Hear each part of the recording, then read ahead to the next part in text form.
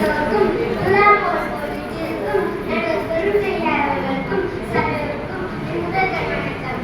மகாகவி குறிக்கின்ற நெஞ்சம் என்னை கருவிலே நான் உரைக்க வந்துள்ளேன். நெஞ்சு பொறுப்பதில்லையே இந்த நிலகற்ற மனிதரை நினைத்து விட்டால், நெஞ்சு பொறுப்பதில்லையே இந்த நிலகற்ற மனிதரை நினைத்து விட்டால் அஞ்சு சாவார் வரச்சாத பகுதியில் அவனிலே வஞ்சனை வீட்டில் என்பார், இந்த மரத்தில் என்பார், இந்த குளத்தில் என்பார், துஞ்சுவது